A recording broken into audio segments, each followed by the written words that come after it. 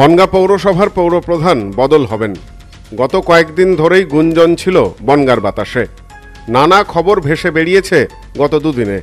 অবশেষে শনিবার তৃণমূলের পক্ষ থেকে সাংবাদিক বৈঠকের আয়োজন করা হয় জেলা কার্যালয়ে। বৈঠক শুরুর আগে দলীয় কাউন্সিলরদের নিয়ে আলোচনায় বসেন জেলার সভাপতি বিশ্বজিৎ দাস।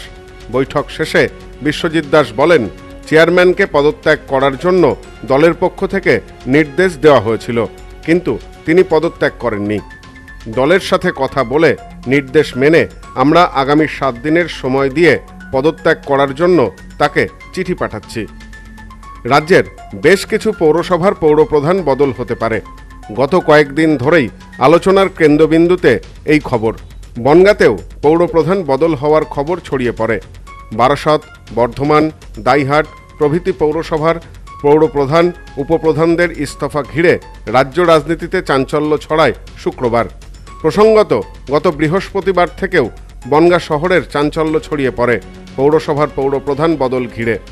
সোশ্যাল মিডিয়ার পাতা থেকে দোকান বাজার, গত দুদিনে সর্বত্র একই আলোচনা লক্ষ্য করা গিয়েছে, কে হবেন পরবর্তী চেয়ারম্যান। যদিও বিষয়টি নিয়ে তৃণমূলের পক্ষ থেকে দলীয়ভাবে কোনো প্রতিক্রিয়া পাওয়া যায়নি গত দুদিনে। ঠিক তেমনই প্রতিক্রিয়া দিতে চাননি গোপাল শেঠ। শনিবার পর্যন্ত পরবর্তী পৌরপ্রধান হিসাবে বিভিন্ন নাম ভাসতে থাকে বনগাঁর বাতাসে। শনিবার বেলা 1টার সময় তৃণমূল জেলা কার্যালয়ের অফিসে সাংবাদিক সম্মেলন ডাকা হয়। নির্দিষ্ট সময়ের বেশ কিছু সময় পর থেকে এক এক করে আসতে থাকেন পৌরসভার বিভিন্ন ওয়ার্ডের কাউন্সিলররা। কাউন্সিলরদের নিয়ে রুদ্ধদ্বার বৈঠকে বসেন জেলার সভাপতি বিশ্বজিৎ দাস।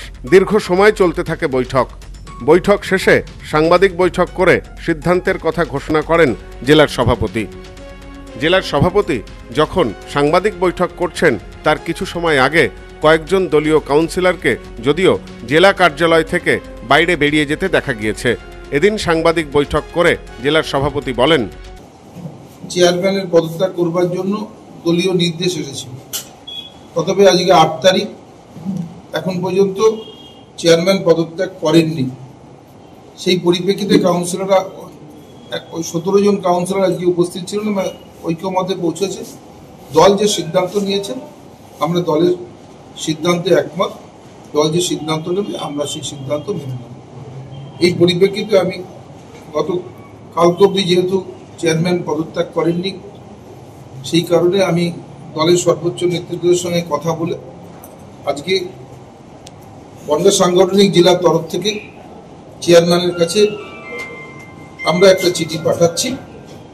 যে চিঠিতে উল্লেখ করা আছে, বনগাঁ সাংগঠনিক জেলা তৃণমূল কংগ্রেসের পক্ষ থেকে জানানো যাচ্ছে, গত ইংরাজি 6/11/2025 তারিখে আপনাকে বনগাঁ পৌরসভার চেয়ারম্যান পদ থেকে পদত্যাগের দলীয় নির্দেশ প্রদান করা সত্ত্বেও অদ্য অবধি ইংরাজি আজকে 8/11/25 তারিখ পর্যন্ত আপনি পদত্যাগ করেননি।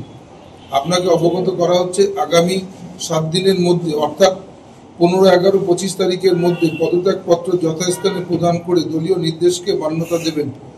অন্যথায় দল আপনার বিরুদ্ধে কঠোর পদক্ষেপ গ্রহণ করতে বাধ্য থাকবে। এই চিঠিটা ওনার কাছে ছিল। 2 জন আমাদের আসতে পারেনি, চেয়ারম্যান আসবেন না তার বিরুদ্ধে এসেছে, যেমন আর একজন আসতে পারেনি জানিয়েছে।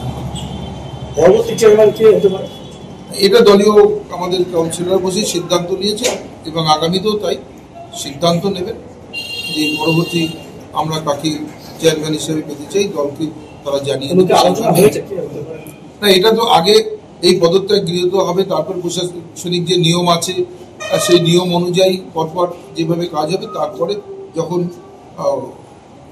চেয়ারম্যান নির্বাচিত হবে পৌরসভায় তখন তার আগে কাউন্সিলররা সেটা বসে ঠিক করবে। এ বিষয়ে বনগাঁর পৌরপ্রধান গোপাল শেঠের সাথে যোগাযোগ করা হলে তিনি এ বিষয়ে কোনো মন্তব্য করতে চাননি। সব্যসাচী ভট্টাচার্যের সাথে Somnath Majumdar, news no man's land, Bongaon. Sampriti guest house, hotel and restaurant, সমস্ত আধুনিক সুবিধাযুক্ত AC double bedroom, standard double bedroom, twin bedroom, deluxe double bedroom. আমাদের হোটেলেই রয়েছে বাঙালির খাবার সহ মাল্টি কুইজিন রেস্টুরেন্ট। শহরের মধ্যে অথচ সম্পূর্ণ নিরাপদ পরিবেশে থাকা খাওয়ার একমাত্র ঠিকানা Sampriti guest house, hotel and restaurant, Chakdah road, টবাজার, বনগাঁ। ফোন 03215 257 603।